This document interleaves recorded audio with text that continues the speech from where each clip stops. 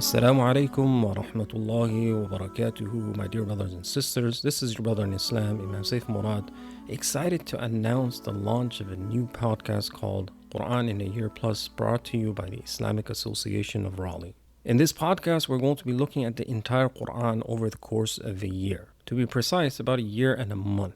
And our goal for this podcast is to develop a relationship with the Quran through understanding it, through implementing it, through shaping our worldview based on what Allah subhanahu wa ta'ala has told us about the world. And each episode is going to be about 15 to 20 minutes, perfect for your busy schedules while you're at the gym or commuting to work or spending time with the family or doing things around the house, to be able to take some time and develop this relationship with the Quran.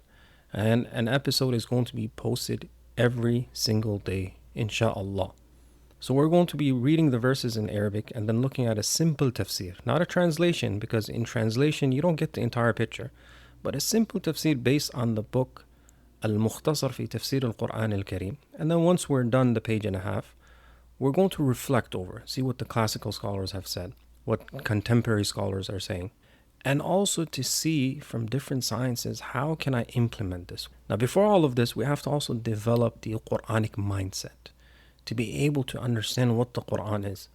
Allah subhanahu wa ta'ala, He says, أَوَمَنْ كَانَ مَيْتًا فَأَحْيَيْنَاهُ وَجَعَلْنَا لَهُ نُورًا يَمْشِي بِهِ فِي النَّاسِ كَمَنْ مَثَلُهُ فِي الظُّلُمَاتِ لَيْسَ بِخَارِجٍ مِّنْهَا. That have you seen the one who was dead, and then we gave them life, and we made for them a light which they walk in between people, compared to the example of the one who is in darkness and has no hope of coming out of it.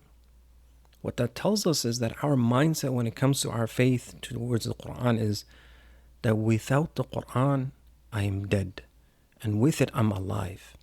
Without the Quran, I'm blind, and with it, I see clearly.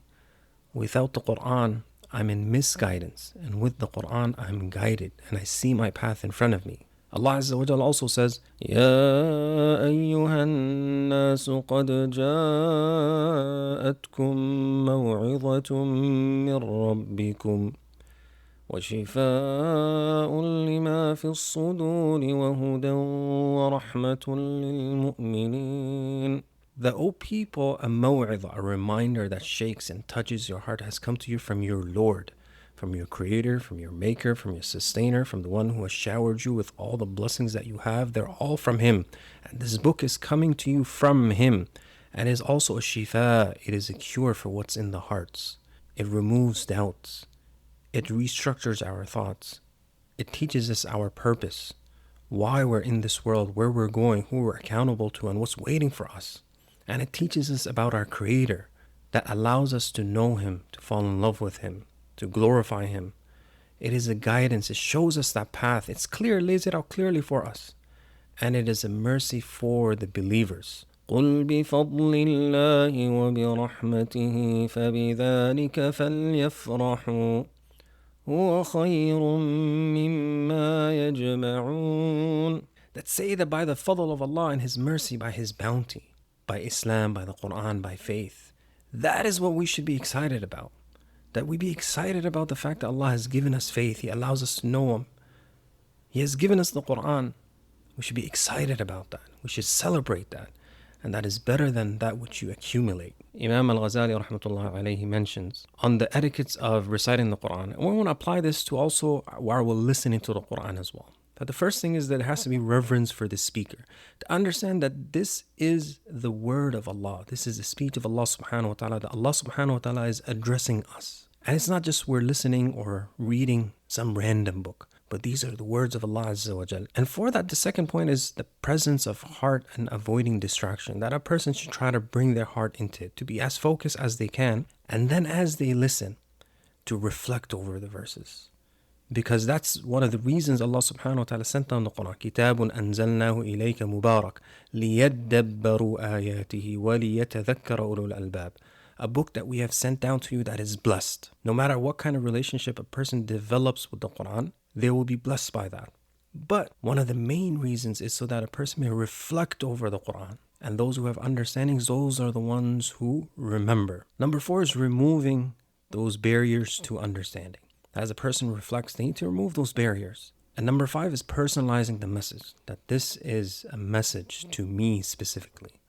Allah subhanahu wa ta'ala is addressing me. Where do I fall in line when it comes to His commands, His prohibitions? And finally, to let it move the heart, that it touches the heart. And Wahab ibn al-Warati mentioned that we examined all the narrations, admonitions, and found nothing softer on the hearts or more moving than the recitation and deep understanding of the Quran. And we want to adopt this mindset as well, that we look at the Quran as Allah subhanahu wa ta'ala says, وَإِنَّهُ لَذِكْرٌ لَكَ وَلِقَوْمِكَ, that this Quran is not just a reminder, but it is honor for you and for your people, وَسَوْفَ تُسْأَلُونَ, and that we're going to be asked about this beautiful book on Yawm al-Qiyamah. How do we deal with it? Do we try to understand it? Do we live according to it? Do we make decisions according to it? So I look forward to being on this journey with you. And at the end, we're all learning, we're all growing, and we all have our shortcomings. We all have our worries and concerns, and we feel that, maybe I'm not the person, or I don't deserve to have that relationship with the Quran. But that's exactly what Shaitan wants us to think. Allah subhanahu wa ta'ala is calling us. He's inviting us. He's telling us that He will guide us and forgive us and respond to us. So no matter where we are in our life, whatever struggles we have, whatever things we're going through, the Quran is for everyone. And for us to be able to take this relationship even deeper, there's a free journal that you can download if you look at the link in the description.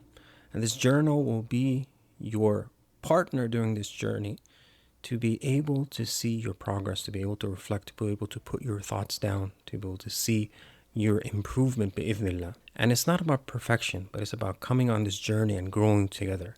I ask Allah subhanahu wa ta'ala to make us all people from the people of the Quran, to make the Quran the light of our hearts, the cause that removes our stress, our worries, that makes the path clear to us, that takes us back to Him, and that He is pleased with us. And I look forward to beginning with you on this journey. Assalamu alaikum wa rahmatullahi wa barakatuh.